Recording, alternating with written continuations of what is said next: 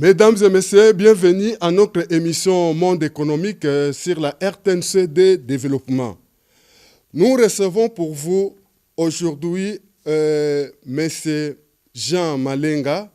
Il est chef de travaux dans certaines universités en République démocratique du Congo.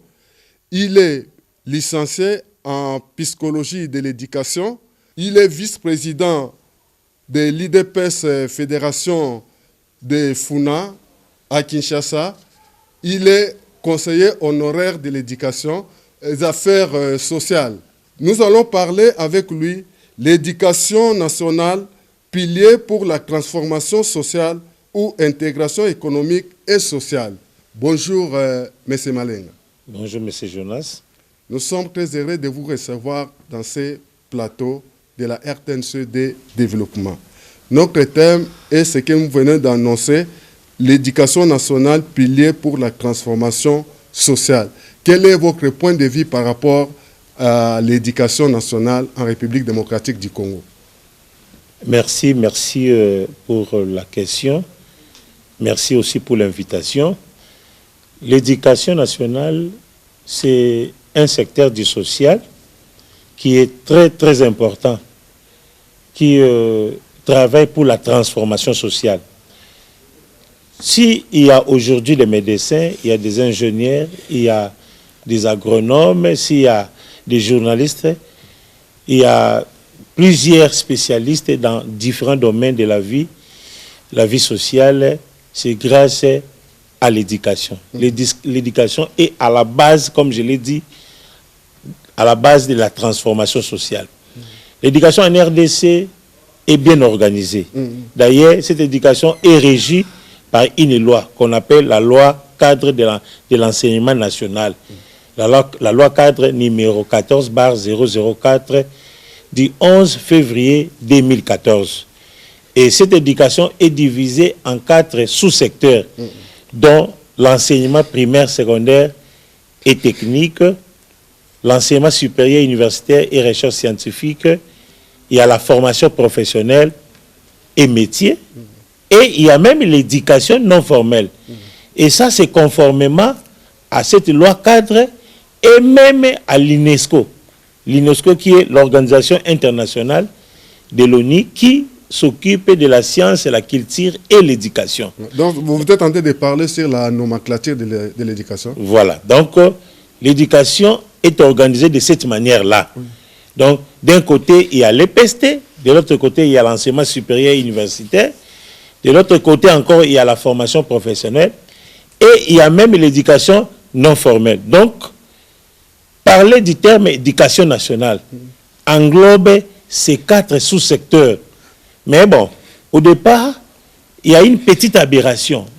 Je suis passé dans plusieurs émissions, que ce soit radiodiffusée ou télévisée, pour expliquer cette chose. Quelle est la chose en question? Quelle est l'aberration en quelque sorte? Actuellement, dans notre pays, on parle de l'éducation nationale et on les confond au ministère de l'EPST. Alors que dans l'éducation nationale, nous voyons aussi l'enseignement supérieur. Dans l'éducation nationale, il y a également la formation professionnelle. Et dans l'éducation nationale, il y a également l'éducation non formelle.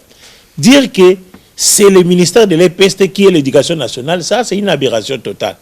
Je voudrais bien intervenir aujourd'hui pour que dans l'avenir, on puisse changer cette nomenclature, qu'on puisse changer. C'est-à-dire, il serait souhaitable d'ailleurs qu'il y ait, s'il faut lutter contre cette taille pléthorique du gouvernement, il faut dans l'avenir, comme avait fait Etienne Tshisekedi à Moulumba,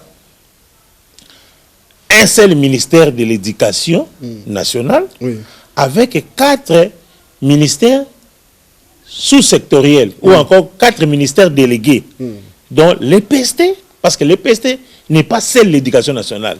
Il faut qu'il y ait l'EPST comme un ministère délégué, il faut qu'il y ait l'enseignement supérieur, universitaire, recherche scientifique comme un ministère délégué de l'éducation nationale, il faut qu'il y ait la formation professionnelle. Et métier, comme un ministère délégué de l'éducation nationale, il faut qu'on puisse transformer même l'éducation non formelle. L'éducation non formelle, juste c'est quoi? n'est pas reconnue. Oui, l'éducation non formelle, c'est un sous-secteur de l'éducation nationale, mais qu'on a placé au ministère des Affaires sociales. C'est une éducation qui travaille pour l'insertion et la réinsertion scolaire des enfants qui sont hors du circuit scolaire. Vous savez, beaucoup d'enfants ne fréquentent pas l'école. Alors que l'âge de la scolarité en RDC, c'est 6 ans. C'est-à-dire, pour que l'enfant commence son école primaire, l'enfant doit commencer ça à 6 ans. À 7 ans, 8 ans, il évolue jusqu'à atteindre la 6e année primaire. Tandis qu'il y a des enfants qui dépassent 6 ans, 7 ans, 8 ans, qui ne sont pas à l'école, qui sont hors du circuit scolaire. Maintenant, cette forme de l'éducation, ce sous-secteur de l'éducation est là pour récupérer, accorder une deuxième chance, récupérer ces enfants-là qui n'étudient pas, mais qui dépassent 6 ans, 7 ans, 8 ans, même 9 ans. On les récupère à travers ces sous-secteurs de l'éducation non formelle pour les ramener, c'est-à-dire on fait un travail d'insertion et de réinsertion scolaire. Et là, nous avons des catégories d'enfants. Nous avons d'un côté les enfants non scolarisés, c'est-à-dire des enfants qui n'ont jamais été sur le banc de l'école. Ils n'ont jamais été sur le banc de l'école. Comment? Parce que soit il y a eu un conflit social, les parents sont décédés, les parents ont divorcé, il y a la guerre, ça empêche les enfants d'étudier. Mais de l'autre côté, nous avons des enfants déscolarisés, c'est-à-dire des enfants qui avaient commencé l'école, mais ils ont arrêté à cause des difficultés, à cause aussi de la guerre, à cause aussi des conflits et consorts. Ces enfants sont des enfants déscolarisés. Alors, c'est deux catégories d'enfants, non scolarisés et déscolarisés. On les récupère au niveau de l'éducation non formelle pour qu'ils soient à l'école. Parce que la place de l'enfant, normalement, c'est à l'école. La Constitution de la RDC, dans son article 43, 44, dit que l'enfant a droit à l'éducation. Or, le chef de l'État est venu avec une bonne politique éducative, la politique de la gratuité de l'éducation de base. Ça permet que ces enfants-là reviennent à l'école pour qu'ils puissent avoir une formation qui les aidera, parce que les enfants sont l'avenir de la République, donc l'avenir du pays. Voilà pourquoi cette éducation non formelle, normalement, parce que ça ne dépend que de moi. À mon avis, cette éducation doit devenir c'est-à-dire ce sous-secteur qui est dedans au ministère des Affaires sociales, normalement, doit avoir son autonomie, c'est-à-dire devenir un ministère délégué pour permettre que les choses s'améliorent et puis puissent aller de l'avant. Oui, nous avons constaté à l'éducation comparée avec d'autres pays, surtout avec les métiers, les professionnels non scolarisés, tels que vous avez dit, non reconnus. Vous allez constater qu'ils sont dans les métiers. Ceux qui n'ont pas étudié, on récupère dans des formations, des métiers, on les forme, on l'intègre dans les systèmes économiques et tout ça, ils gagnent bien. La République démocratique du Congo et d'autres pays, qu'est-ce que nous pouvons, quelle comparaison, est-ce que la RDC est capable aujourd'hui de pouvoir aussi aider ceux qui n'ont pas étudié dans les métiers non formels tels que vous venez de dire, qu'on puisse intégrer cette personne dans le système économique? Merci pour la question, c'est une question importante. Vous savez, nous avons toujours prôné la professionnalisation de l'enseignement national. C'est-à-dire, il y a d'ailleurs un ministère qui est créé dans ce sens-là, le ministère de la formation professionnelle et métier. Ces ministères forment d'une manière pratique. Et là, nous avons 4 catégories d'établissements. 4 catégories d'établissements. Au ministère de la formation professionnelle, il y a les établissements qu'on appelle les CAM, c'est-à-dire Centres d'apprentissage des métiers. Là, les apprenants sont formés seulement pour 3 mois. D'une manière pratique, ils sont formés pour 3 mois. Après 3 mois, ils sont lancés sur le terrain. Il y a également les centres de formation professionnelle, les CFP, qui forment pour 6 mois. Et après les 6 mois, on lance les récipiendaires sur le terrain. Il y a aussi ce qu'on appelle les académies de métiers. Les académies de métiers dans le ministère de la formation professionnelle formées pour 12 mois. Et après 12 mois ou encore une année, les gens sont mis sur le marché du travail directement et ils commencent à produire.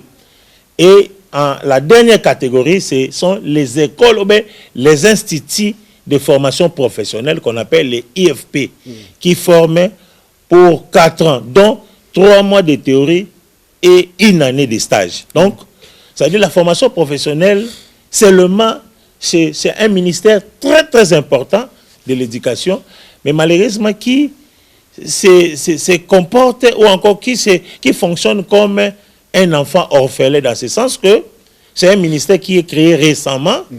Seulement, ce ministère n'a pas beaucoup de bâtiments, beaucoup d'infrastructures, il n'y en a pas.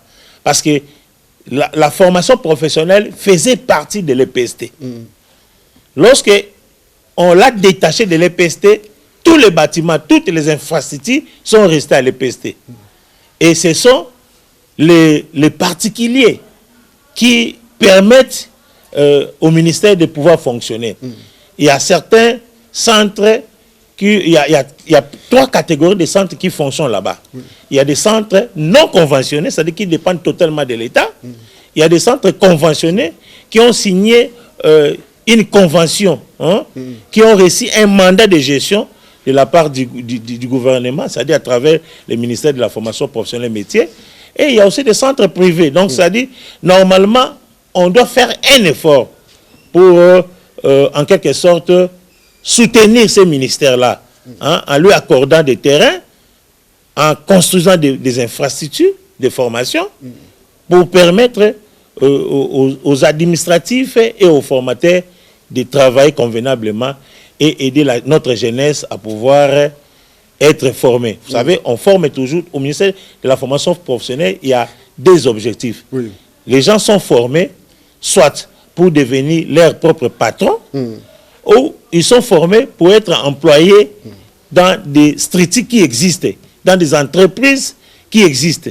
Si ça dépend à chaque récipiendaire de suivre, de faire le choix de sa destinée. Donc, c'est en quelque sorte ça. Mais en dehors de ça, il y a également ce qu'on appelle l'éducation non formelle, comme je l'avais dit là.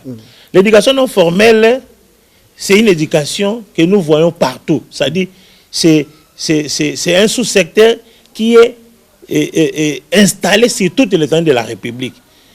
Et vous, dans chaque province, dans chaque territoire, dans chaque commune de la République, vous trouverez des foyers sociaux. Les foyers sociaux. Dans les foyers sociaux, il y a des écoles dedans. Et ces écoles fonctionnent dans les systèmes de classes par degré. C'est-à-dire les enfants ne font pas 6 ans, mais les enfants font seulement 3 ans. Ils sont récupérés parce qu'ils commencent l'école primaire en retard et ils doivent faire seulement 3 ans pour affronter l'ENAFEP ou encore l'examen de fin d'études primaires. Donc, dans ce sens-là, nous disons que les enseignants qui travaillent pour aider ces enfants à récupérer, à être intégrés dans les circuits scolaires que nous appelons souvent les éducateurs sociaux. Ces éducateurs sociaux, dans notre pays, malheureusement, ils ne sont pas pris en charge convenablement par l'État. Donc, je crois que la qualité de l'éducation, de la formation, dépend des enseignants. Lorsque l'enseignant est bien soigné, alors l'enseignant donnera le meilleur de lui-même pour que l'enseignement ou la formation soit de qualité.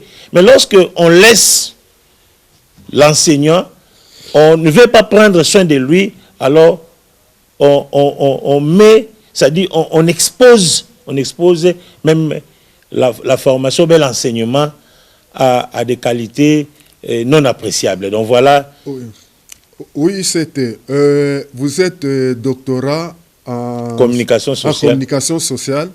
et aussi licencié en sciences, en psychologie et sciences de l'éducation. de l'éducation. Vous êtes aussi de l'IDPS. Oui, je suis vice-président fédéral de l'IDPS de Kinshasa, Fédération de la FUNA. Vous savez que c'est vous maintenant au pouvoir. Qu'est-ce que vous avez fait pour corriger certaines choses en tant qu'expert à la matière? Est-ce que vous avez déjà proposé ou voir le Premier ministre, voir tel ministre, voir telle personne, ou approcher le président de la République pour lui proposer tous ces changements? Est-ce que vous avez déjà fait ça? Merci pour la question. Vous avez évoqué la question de mon parti politique. Oui, c'est vous, IDPS. Oui, je ne refuse pas. Vous avez évoqué la question de mon parti politique. D'ailleurs, c'est un parti, c'est le meilleur parti de la RDC. Et je salue avec tous les respects possibles le président ad intérim de mon parti et secrétaire général Augustin Kabouya Tshilumba et ses collaborateurs. Voilà. Pour répondre à cette question, je dirais que moi, je dépends d'un parti politique. J'ai déposé mon dossier au parti politique. C'est au parti politique de pouvoir me proposer. Lorsque je quitte ma maison pour aller directement chez le Premier ministre, si je ne suis pas mandaté, aller chercher le chef de l'État, si je ne suis pas mandaté, alors là, ça devient un désordre. Mais je suis convaincu qu'en tant qu'expert en sciences de l'éducation, je peux facilement travailler comme conseiller dans les collèges d'éducation du chef de l'État.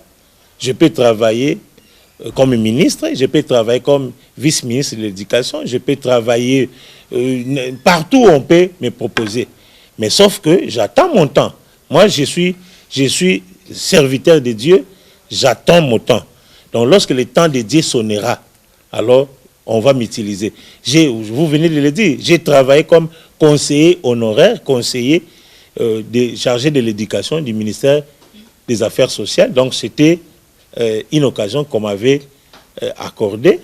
Donc, j'ai eu à travailler. Et donc, s'il y a une autre occasion qui se présente, je ne refuserai pas. Mais comme je dépends du parti politique, donc je ne peux pas aller directement quitter et aller vers les autorités si je ne suis pas mandaté. Donc, là, ça sera un désordre. Aujourd'hui, vous pouvez certifier à mon émission qu'il y a les choses qui changent et il y a aussi les choses à corriger pour que les choses aillent mieux à mieux dans le secteur de l'éducation nationale. Dans tous les pays du monde, tout n'est pas parfait. Et nous-mêmes, les hommes, nous ne sommes pas tous parfaits. Je crois que nous avons la chance d'avoir un chef de l'État qui a les soucis de la jeunesse.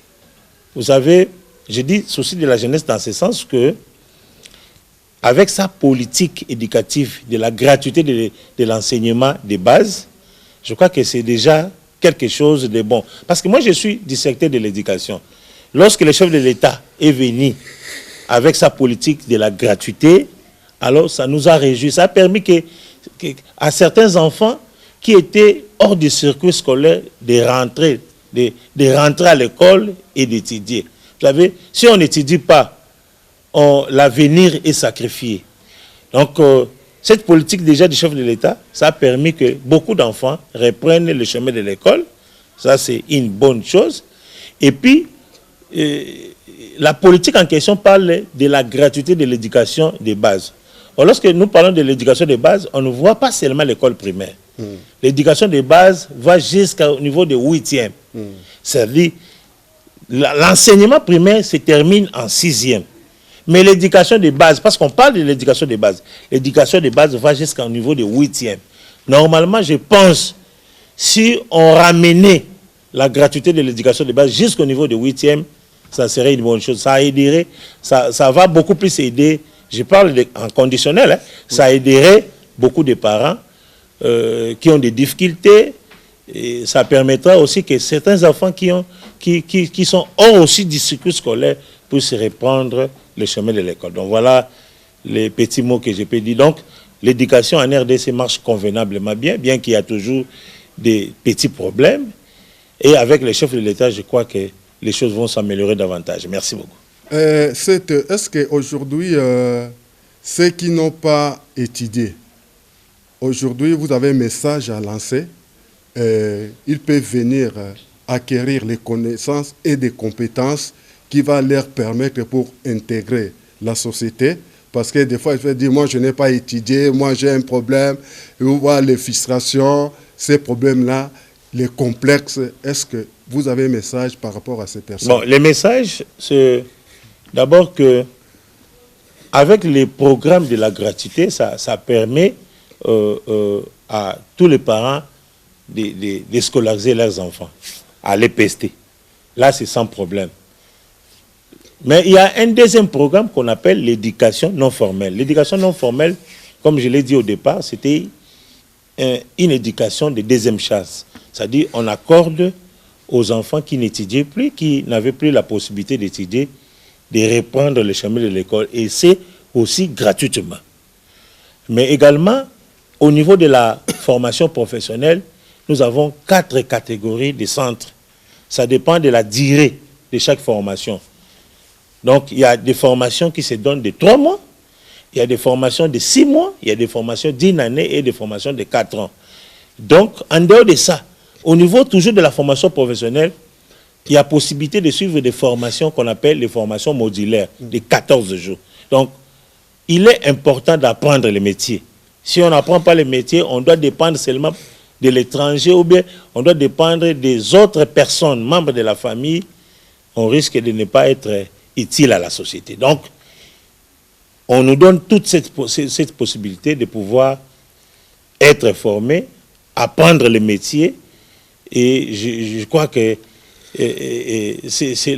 on n'oblige même pas, mais c'est important que chaque personne qui ne fait rien, qui n'a aucune activité de pouvoir apprendre le métier à travers la formation professionnelle et métier, que les parents qui gardent leurs enfants à la maison parce qu'ils ont dépassé 6 ans, 7 ans, 8 ans, ils n'étudient pas, qu'ils les ramènent dans des foyers sociaux. Lorsqu'ils vont dans les foyers sociaux de chaque commune, chaque territoire de la République, ils vont trouver des écoles que nous appelons les écoles de rattrapage scolaire. Et là, la formation est aussi gratuite. Ils vont inscrire leurs enfants, ils vont reprendre le chemin de l'école et tout ira bien. Si on a besoin de vous, où on peut vous trouver? Je suis, je répète, vice-président fédéral de l'UDPS Tshisekedi de Kinshasa pour la fédération de la FUNA. Je suis enseignant de carrière parce que j'ai été maître à l'école primaire, j'ai été directeur d'école primaire, j'ai été professeur du secondaire, préfet des études, promoteur d'école, assistant à l'université, oui, chef de travaux. J'ai été conseiller du ministre des Affaires sociales en charge de l'éducation non formelle. Donc si on a besoin de moi, c'est question seulement qu'on vous contacte ou bien on m'appelle par mon numéro de téléphone 082 67 62 724. Merci, professeur. Merci, chef de travaux. Chef de travaux. J'ai déjà fait mon école doctorale, j'ai fait mon DEA, mais je suis en train d'écrire ma thèse. Je n'ai pas encore terminé, donc appelez-moi encore chef de travaux. Merci d'avoir accepté notre invitation. Si nous vous appelons, n'hésitez pas à venir, ça ne soit pas la première fois. Merci, chers téléspectateurs, d'avoir suivi cette émission. Bonne suite de programme à la RTNC des développements, la chaîne citoyenne du développement, dirigée par une dame infatigable, Kaya Boulamatadi. Merci, à la prochaine occasion. Merci.